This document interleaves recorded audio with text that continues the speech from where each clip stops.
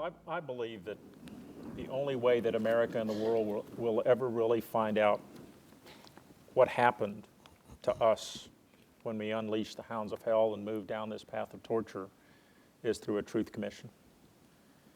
We have lost complete, almost total trust has been eroded from the institutions and the mechanisms that currently exist within American society to try to establish accountability.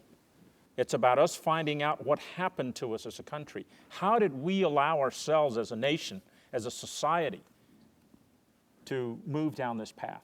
We haven't really addressed the issues. It is a problem that permeates every level of command, the entire hierarchy, from our executive branch, our congressional branch, to the Department of Defense, the military services, and all the way down to the young soldiers that were on the ground. Some cases, in fact, applying the orders of higher headquarters to conduct some of these interrogations and some of this torture, and in a lot of cases, truly committing criminal acts. And all of that has come together and gotten mixed up and become conventional wisdom for America, and it will not be resolved until we can in fact have a truth commission that's objective. And until we can establish that, I don't believe we will ever get to the roots of what actually happened to us. So you're supporting a truth commission? Absolutely. Absolutely. I have no problems with that. And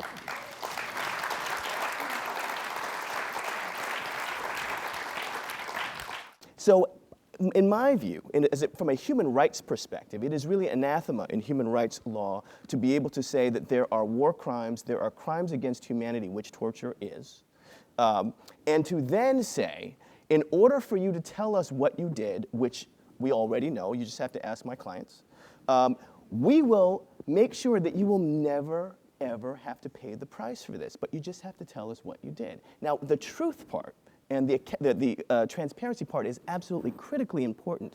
However, the most important piece is the accountability part. And it is, and in order to make sure it never happens again, you can't pass a law because laws can get repealed. You can't put out executive orders because they get changed by the next president. You have to make these guys who would do this so afraid of going to jail that they would literally stop their ideas about torturing before you even knew about it. The point of this whole thing is, if there was a credible fear for these people to go to jail, a credible fear, we might never have seen this. And what I don't want to see happen moving forward is that we half-step on this issue just by getting the truth out there without the hammer. If you torture, if you create illegal activity against international law and domestic law, you will go to jail just like if you robbed a bank. And that's the piece that we need to get by pushing for criminal prosecution. You know, one of the questions we all have is, well, how do we face the world, you know, after 8 years of George Bush? And it was looking pretty good there for a while. But now we have this question of what do we do with the people that have done the bad things that we already know? And I really don't, and I agree with you, actually, that accountability is a much broader piece than just prosecution. I completely agree with that. And I don't think that prosecution and investigation are mutually exclusive at all. But I do think politically in this country, if you don't push for prosecution, you won't get anything. well, let me tell you why Well, hold on a second. One of the things that Vince was saying, which I think is very credible, having reported about prosecutions for years, is that anvil, you will be prosecuted. Well, what it does is it gets the rats running off that ship. We can't have so many laws violated to such grievous harm to so many people and say that was then, and let's move forward. It doesn't work that way. You never get to accountability. You never get to consequences. People go about their lives, and there are 83,000 victims, many of them still now in prisons around the world, that are wildly unauthorized based on our standards, based on the treaties we've signed, and we're saying, sorry, too messy for me, too messy for my institutions, too messy for my systems or my notion of leadership.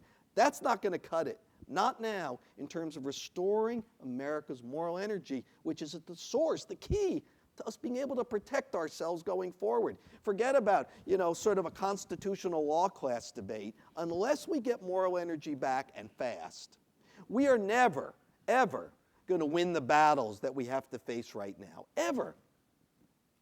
That's the source of real power. It's not armies assembled on borders, with all due respects, General. It's moral power. That's what's always been the stuff that really transforms this wider world. Without that, we are absolutely at this moment looking at how soon the wages of this will come due. For me, it's a very simple objective. As a wartime commander and having led soldiers in battle 3 different times, it's about our young sons and daughters. The next time that America goes to war, I don't want a commander to be looking back at all of the crosses that line those cemeteries. And for me, it was 843 in Iraq and over 7,000 wounded.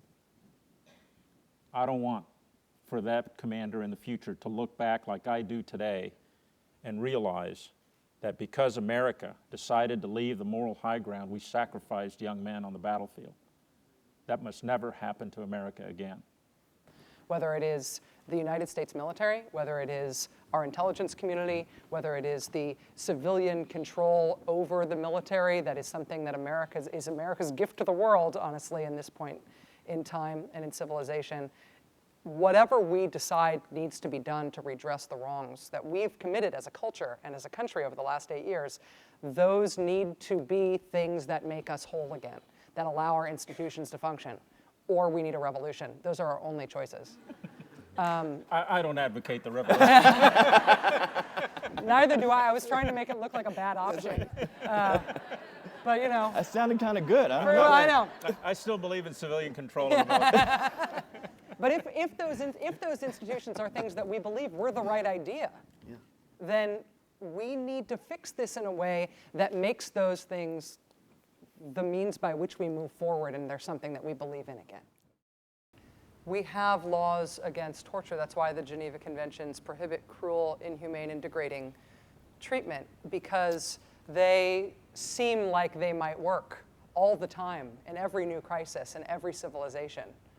There's a reason that we have laws against these things, not because that they seem useless, but because it always seems like they might work. That's why people always want to do them. It's not out of sadism and imagination that we always want to do this, that we know about the Spanish Inquisition, that we know about the rack, that we know about the waterboard, about all these things that have been done. It always seems like it might work. And so we have these rules that don't allow us to do it, that actually aren't at all contingent on whether or not it works. They're just off the table. You can't consider them, and the reason there has to be a law against them is because we understand through civilization, the history of civilizations, that we will be tempted to do those things.